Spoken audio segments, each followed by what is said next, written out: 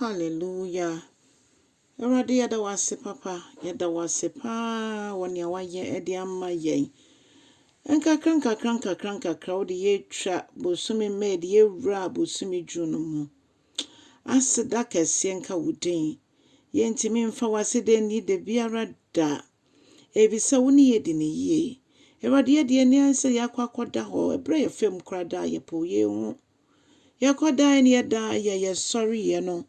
Na wabata nsa no ekuta yemu biom. Ayeye enkamfo ntonton ya wodi o. Ya Mpae se bosumi nso. Awurade wo bɛwowa yen no wetutu ya namo amma yen. Wo bɛwowa yen no wetutu ya namo amma yen. Yɛda wase bebre ɛwɔ Jesus Christ wodin mu. Ɛna ya Mpae. Hallelujah.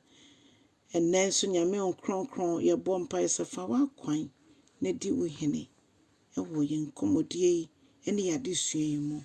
Yesu Kristo din mu ne yabɔ mpae. Amen. Odofo me ma wakwa aba ene nso e de ba woti ase sendwumedie yi so. Na yebefa yakenkan nsɛm no Efesofoɔ matimiensa. Ne yi mu dunan ekosi edunkron. Efesofoɔ matimiensa dunan edibesi edunkron. Mama yinti Awurade asɛm ɔse Paul Mpae ɔbɔ ma Homhom Onyini.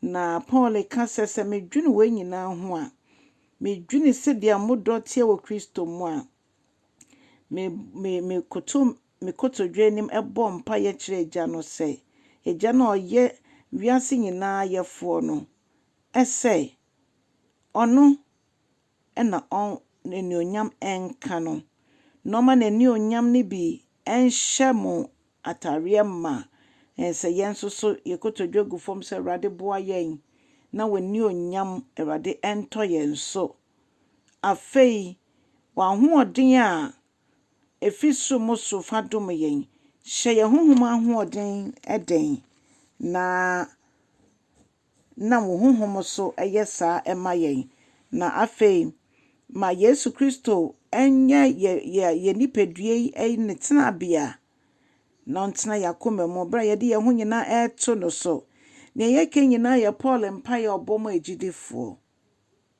no se de ɛbɛyɛ yɛ hine ɛbɛnyini ɛbɛkɔfom asa ɛbɛwurawura Onyankopɔn dɔ mu yɛbɛso Onyankopɔn dɔ ahwɛ na afei Onyankopɔn dɔ no ɛnhyɛ yɛn na ɛnyɛ ma yɛ ho nyɛ den.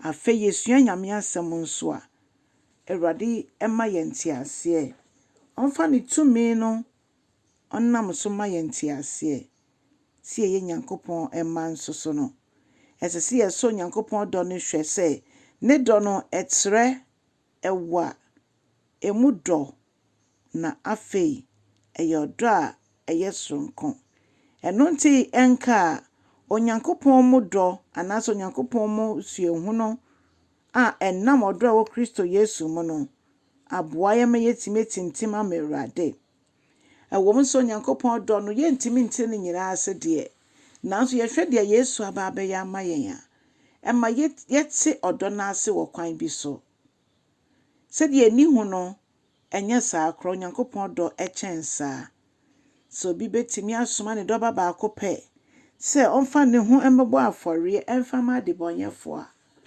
na ne nyame ayɛ no ɛbra adwene nti aseɛ so tietwa sɛ me ne wo nyinara aseda ɛne ayɛyie ɛhyɛ yakoma mu ma sɛ yɛde masa te asefo Nyankopɔn a ɔno ne nim kasa na ɔde hyehyɛ wiase a mu nniama ebi ehu ebi ɛfɛ ebi ɔhɔ yehu a ɛtɔ yɛn so saa nyame ɔno ɛna wa friends yɛ mɛyɛ ne mma ɛno nti yakwanya de kɛseɛ adɔfo mama yɛmfa yɛn ho nyinaa nto asafo Awurade so obi betumi de ne nkwa ato hɔ ama ne nua oh hallelujah ɛno kyerɛ sɛ de Onyankopɔn dɔ no emu esifa dɔ nti yɛdɔ a yɛdɔ nyame a ne yɛde hu yɛn ho nyinaa yakoma nyinaa yadwe nyinaa yahoɔden nyinaa sɛ de Yesu kaa yɛ no na afi dɔ wo yɔnko sɛ wankasa wo ho ɛnom ne yɛbɛhu nyame ne onyam ne kɛseɛ Onyankopɔn yɛ adom sɛ begya yɛn ho ama ɔno nko a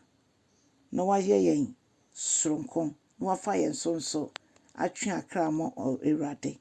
Onyankopɔn nhyira wo no nyɛ kɛseɛ. Ɔntere wahye mu no bi kwan to be akwan da. Na mpae bia wo de ato Awurade anim bia no, Onyankopɔn se wayɛ. Wahia de nyinaa, Onyankopɔn se wayɛ. Onyankopɔn nhyira wo. Ewo Jesus din mu na sɛ Yesu ama ɛna yɛbɛhyia ɔkyena ewo line so ba nso na yie mu a onyame nka wo ho ɛnɛ nso. Bye bye.